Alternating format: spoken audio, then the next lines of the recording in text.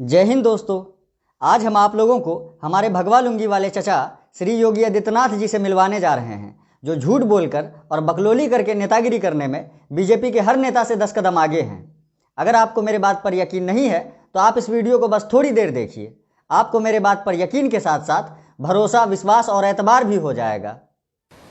जनवरी 2017 के पहले या मार्च 2017 के पहले उत्तर प्रदेश के अंदर भूख से मौत की खबरें आती थी। मैं दावे के साथ कह सकता हूं, मार्च 2017 के बाद एक भी व्यक्ति भूख से उत्तर प्रदेश के अंदर नहीं मरा है। हमारे नारंगी चचा दावा कर रहे हैं कि 2017 में इनके मुख्यमंत्री बनने के बाद उत्तर प्रदेश में भूख की वजह से एक भी इंसान की मौत नहीं हुई। लेकिन चचा के इस दावे में कितनी सच्चाई है, अब थोड़ा यह भी देख लीजिए। बीते शनिवार को आगरा में एक 5 साल की बच्ची ने दम तोड़ दिया। बताया जा रहा है कि भूख से तड़पकर इस मासूम सोनिया की मौत हुई। लाली कैसे मरी आपकी बहन? ऐसे भूखी प्यासी मर गई, पैसे भी नहीं है, कुछ भी नहीं है। भैया तुम्हारा कब खत्म हुआ था? लॉकडाउन में खत्म हो गया था। उत्तर प्रदेश के सीतापुर में गरीबी की मार 45 साल के एक व्यक्ति को भूखमरी का शिकार बना गई। ना पड़ोसी सहारा बन पाए और ना सरकारी सिस्टम भूख से बचा पाए। उत्तर प्रदेश के बरेली में भूख से सकीना नाम की एक महिला की मौत की खबर है। महिला के पति का आरोप है कि बीमार होने की वजह से वो राशन लेने नहीं जा सकी और फिंगरप्रिंट नहीं होने के कारण उनके पति को उनके नाम पर बने अंत्योदय कार्ड का राशन नहीं दिया गया। इन सारे रिपोर्ट को देखने के बाद तो आप लोग समझ गए होंगे कि ये विन डीजल का थर्ड कॉपी कितना बड़ा झूठा है। वैसे जिन लोगों को योगी चचा के झूठे होने पर अब भी यकीन नहीं है तो वो चचा का अगला बयान सुन लीजिए। न बेड्स की कमी है, न ऑक्सीजन की कमी है, न रेमडेसिविर की कमी या किसी अन्य जीवन रक्षक दवा की भी कमी नहीं है। उत्तर प्रदेश के अस्पतालों में ना तो बेड की कमी है, ना ही ऑक्सीजन की कमी है। ये दावा चचा ने कोविड के सेकेंड वेव के दौरान किया था। लेकिन उस समय उत्तर प्रदेश में कोविड के मरीजों का ऑक्सीजन की कमी की वजह से क्या हाल था, थोड़ा ये भी देख लीजिए। बलिया के जिला चिकित्सालय में भर्ती मरीजों तक ऑक्सीजन क्यों नहीं पहुंच रही, इसका जवाब देने वाला कोई नहीं है। आगरा की एक और तस्वीर लोगों की बेचारगी को बयां कर रही है। इसमें एक महिला अपने पति को मुंह से सांसें देने की कोशिश कर रही है। आगरा से कुछ किलोमीटर दूर फिरोजाबाद में रणवीर नाम के बुजुर्ग ने सड़क पर दम तोड़ दिया क्योंकि ट्रॉमा सेंटर में उन्हें भर्ती नहीं किया गया। बेटा गुहार लगाता रहा लेकिन कुछ न हुआ, न एम्बुलेंस मिली, न इलाज मिली तो मौत से पहले 5 घंटे की तरफ। इसी तरह हजारों लोगों ने ऑक्सीजन की कमी और अस्पताल की बदहाली के कारण तड़प तड़प कर अपनी जान गंवा दी। उसके बाद भी हमारे नारंगी चचा अपनी गलती मानने और उत्तर प्रदेश के हेल्थ सिस्टम को बेहतर करने के बजाय जनता को झूठा आश्वासन देने में लगे हुए थे। एक एक व्यक्ति का जीवन हमारे लिए महत्वपूर्ण है, राजनीति का समय नहीं। अगर सरकार गलत कर रही है, आप सरकार पर प्रहार करिए। योगी जी ने तो बड़े आराम से कह दिया कि उनकी सरकार अगर कुछ गलत कर रही है तो जनता उन पर प्रहार करे। लेकिन इसके बाद जनता ने जो योगी सरकार पर गांडलेवा प्रहार किया है वो योगी जी और उनके भक्त ने कभी सपने में नहीं सोचा होगा। ऊपर लोग हैं जिनका ऑक्सीजन सिंगल डिजिट में, मेरे पापा का ऑक्सीजन 6 पे था। यहाँ पे वो हैंड वाले पंप यूज कर रहे हैं एक दिन का 40,000 लेकर। तो योगी आदित्यनाथ बेंचो, तो योगी आदित्यनाथ बेंचो, मेरे पापा ऊपर है, तुम अपने घर में आराम से बैठे हो, आगे दिखाओ, अभी हिम्मत हो यहाँ पे अपना मुंह लेके आओ। दीदी आपका गुस्सा बिल्कुल जायज है, मगर आपने योगी जी के लिए जिस गाली का इस्तेमाल किया वो थोड़ा गलत था। अगर आपको योगी जी पर ज्यादा गुस्सा आ रहा था तो आप योगी जी को मुट्ठीबाज या मुठमड़वा बोल देते। लेकिन एक संत के लिए बहनचोद शब्द का इस्तेमाल करना यह थोड़ा गलत था। खैर, अब जो मुंह से निकल गया सो निकल गया, इसलिए आगे बढ़ते हैं और बाबा के अगले झूठ पर नजर डालते हैं।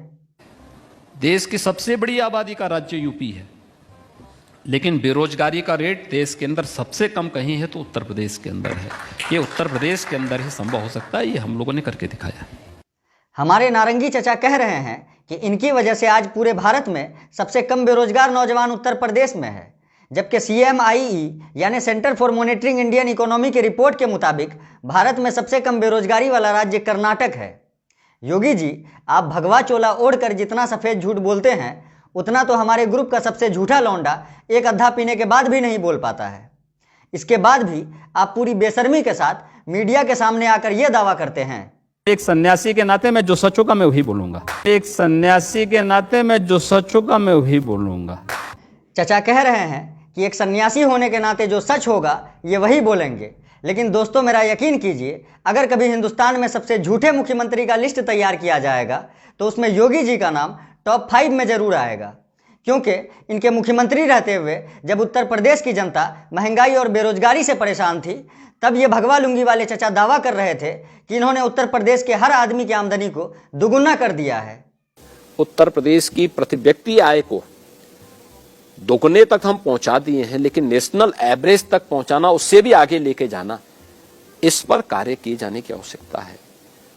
चचा, इतना बड़ा झूठ तो हिंदुत्व का हाजमोला खाने वाला अंधभक्त भी हजम नहीं कर पाएगा। और अगर गलती से ये झूठ बीजेपी के किसी ईमानदार कार्यकर्ता ने सुन लिया तो भाई का यकीन कीजिए, वो भी 2 मिनट के लिए भूल जाएगा कि आप एक सन्यासी हैं और आपके लिए ये कहने पर मजबूर हो जाएगा। चूतिया नहीं लग रहा है, चटक चूतिया लग रहा है। वैसे दोस्तों, मेरा ये वीडियो अगर योगी जी देख रहे होंगे तो हमको पूरा यकीन है योगी जी भी मेरे लिए यही कह रहे होंगे। क्या करते हो चूतिया पन्ने का, क्या करते हो चूतिया पन्ने का। योगी जी, चूतिया से याद आया, आप रहते भारत में हैं, खाते भारत में हैं और नेतागिरी भी भारत में करते हैं, तो फिर बात बात पर पाकिस्तान का माला जपना काहे शुरू कर देते हैं? क्या ये चूतियापंती नहीं है? मुझे लगता है कि बुखारी जैसे लोगों को पाकिस्तान भेजने की आवश्यकता है, क्योंकि वह इस देश में रहने लायक नहीं है। जिन्हें पाकिस्तान अच्छा लगता है वो पाकिस्तान चले जाए, हम उसको रोकेंगे नहीं। अगर वो चाहेगा तो उसको जाने का किराया भी मुहैया करा देंगे। ये पाकिस्तान परस्त आतंकवादी जो भारत के नागरिकों की सुरक्षा के साथ और भारत की संप्रभुता के साथ खिलवाड़ करना चाह रहे हैं, हर व्यक्ति जानता है इसका जवाब केवल और केवल भारतीय जनता पार्टी नेतृत्व की नरेंद्र मोदी सरकार ही इसका जवाब दे सकती है। ओ भगवालुंगी वाले चचा, आप जो बात बात पर पाकिस्तान का माला जपते हैं, एक बार आप इस मौसी की बात सुन लीजिए। हमको पूरा यकीन है कि आप बात बात पर पाकिस्तान का माला जपना बंद कर देंगे। बेटा, जब हिंदुस्तान में रहना, हिंदुस्तान का खा रहा था, पहले हिंदुस्तान के लिए सोच। हमें हिंदुस्तान से मतलब है। अबे भोसड़ी वाले, तुम खा रहे हो पाकिस्तान है पाकिस्तान। अबे इतने छोटे से देश से तुम्हारी गांड फट रही है? इतने बड़ा देश है हिंदुस्तान, इतने से छोटे से देश से गांड फटी तुम्हारे पाकिस्तान से। मौसी, आपकी बात तो बिल्कुल सही है, मगर क्या करें, जब कोई नेता दिमागी बवासीर का शिकार हो जाता है तो वो जनता के जरूरी मुद्दों को छोड़कर इसी तरह कभी पाकिस्तान तो कभी मुसलमान पर भगलंडई करता है। 20 से 35-40% तक मुस्लिम आबादी जहां पर है वहां भीषण सांप्रदायिक दंगे हैं, और 40% से 35 से 40% से ऊपर जहां मुस्लिम आबादी है वहां हिंदुओं को सामूहिक पलायन करने या गैर मुस्लिमों को सामूहिक पलायन करने या फिर सामूहिक नरसंहार उनका होता है। हमें इस सच्चाई को स्वीकार करना होगा। चचा का कहना है कि जहां मुसलमानों की आबादी 20 से 40% है वहां सांप्रदायिक दंगे बहुत ज़्यादा हैं, जबकि 2021 के ग्लोबल पीस इंडेक्स में आप दुनिया के सबसे शांत देशों की लिस्ट में देखेंगे तो उसमें आपको हमारा भारत 139वें नंबर पर मिलेगा। वहीं बेनिन, साइप्रस, तंजानिया, इथोपिया जैसे देश जहां मुसलमानों की आबादी 20 से 40% है, वो सारे देश ग्लोबल पीस इंडेक्स में भारत से ऊपर आते हैं। उसके बाद चचा ने कहा कि जहां मुसलमानों की आबादी 40% से अधिक है वहां हिंदू या दूसरे धर्म के लोगों पर बहुत ज़्यादा जुल्म किया जाता है। जबकि आप दुनिया के टॉप 50 शांति प्रिय देशों की लिस्ट में देखेंगे तो वहां आपको मलेशिया, कुवैत, कतर, इंडोनेशिया जैसे देश मिलेंगे जहां मुसलमानों की आबादी 40% से अधिक है। लेकिन ये सारे देश योगी जी को कभी नजर नहीं आएंगे, क्योंकि योगी जी की आंख में इस्लामोफोबिक बवासीर हो चुका है। इसलिए इन्हें हर मुस्लिम देश में दहशतगर्दी और हर मुसलमान में दहशतगर्द नजर आता है। शाहरुख खान जैसे लोग जो इस देश की संस्कृति पर, देश की परंपरा पर हमला कर रहे हैं, उनका एक कृत्य देशद्रोह से कम नहीं है। चचा, जिस शाहरुख खान के साथ आप देशद्रोही शब्द जोड़ रहे हैं वो शाहरुख खान हिंदुस्तान की शान है, क्योंकि उसने अपनी कलाकारी, फनकारी और अदाकारी के जरिए पूरी दुनिया में हिंदुस्तान का नाम रोशन किया है। वैसे चचा, आप ये बताइए कि आपने पूरी दुनिया में हिंदुस्तान का नाम रोशन करने के लिए आज तक क्या किया है, सिवाय बकचोदी करने के? योगी आदित्यनाथ ने भारत रत्न मदर टेरेसा को लेकर एक बड़ा बयान दे दिया है। वही ईसाई बनकर के आ जाता है तो उसको आप फादर और मदर कह करके, कभी वो मदर टेरेसा के नाम पर भारत का ईसाईकरण करने की साजिश करती है। भारत रत्न मदर टेरेसा पर धर्मांतरण का आरोप योगी आदित्यनाथ ने लगाया है। दोस्तों, मदर टेरेसा ने हमारे भारत के गरीब, बीमार, अनाथ और छुआछूत के मरीजों की निस्वार्थ सेवा के लिए अपने जीवन का 45 साल कुर्बान कर दिया, और इसके लिए उन्हें भारत रत्न और नोबेल पीस प्राइज जैसे बड़े सम्मान से भी नवाजा गया।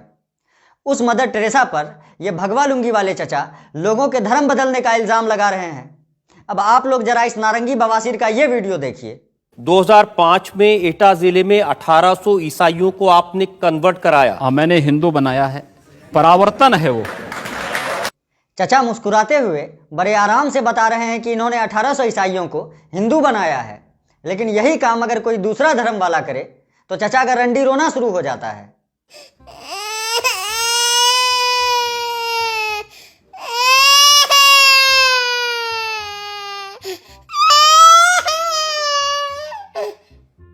दोस्तों, हमारा भारत एक सेकुलर यानी हर धर्म का सम्मान करने वाला देश है, लेकिन इस सेकुलरिज्म के बारे में हमारे नारंगी बवासीर का क्या कहना है, थोड़ा वो भी सुन लीजिए। ये सेकुलरिज्म जो शब्द है, ये सबसे बड़ा खतरा है भारत की इन समृद्ध परंपराओं को आगे बढ़ाने और वैश्विक मंच पर उसे एक स्थान मिल सके वहां पर प्रस्तुत करने में। तो सबसे बड़ी बाधा है वह यही है। योगी जी, भारत के समृद्ध परंपराओं को आगे बढ़ाने के लिए सेकुलरिज्म समस्या नहीं है, बल्कि आप जैसे नारंगी नमूनों की सोच असल समस्या है। और आपकी जानकारी के लिए यह भी बता दें कि जिस सेकुलरिज्म को आप समस्या समझते हैं, उसी सेकुलरिज्म को मोदी जी भारत के लिए समाधान मानते हैं। ये सरदार साहब के सेकुलरिज्म की ऊंचाई थी कि उन्होंने सबको जोड़ने का काम किया, देश को तोड़ने नहीं दिया। और इसलिए मित्रों, हम सब मिलकर के सरदार साहब के उस सेकुलरिज्म को आगे बढ़ाए और देश को नई ताकत। दोस्तों, योगी जी के झूठ और बकचोदी का फहरिस्त इतना लंबा है कि अगर हम सब पर बात करने लगे तो ये वीडियो 2 घंटे में भी खत्म नहीं होगा। लेकिन वीडियो को ज्यादा लंबा करके हम योगी जी के उन भक्तों को नाराज नहीं करना चाहते हैं जो उन्हें भगवान की तरह पूजते हैं। योगी आदित्यनाथ का ये भक्त दिन रात उनकी पूजा करता है और आस्था ऐसी कि योगी आदित्यनाथ की तस्वीर के सामने सुबह शाम योगी चालीसा का पाठ भी करता है। दोस्तों, अगर ये वीडियो थोड़ा और लंबा हो गया तो यकीन मानिए योगी जी को भगवान की तरह पूजने वाला यही भक्त थोड़ी देर में योगी जी के लिए ये कहने पर मजबूर हो जाएगा, अरे भगवान तुम्हारी माँ का चौदो, न्याय करो माधव चौथ भोसड़ी वाले, हम न्याय करेंगे तो अनर्थ हो जाएगा भोसड़ी वाला, मौत मुझे क्यों नहीं आ जाती है। तो दोस्तों, आज के लिए बस इतना ही। आज के इस वीडियो को यहीं पे खत्म करते हैं और उम्मीद करते हैं अगले वीडियो में फिर आपसे मुलाकात होगी। तब तक के लिए जय हिंद।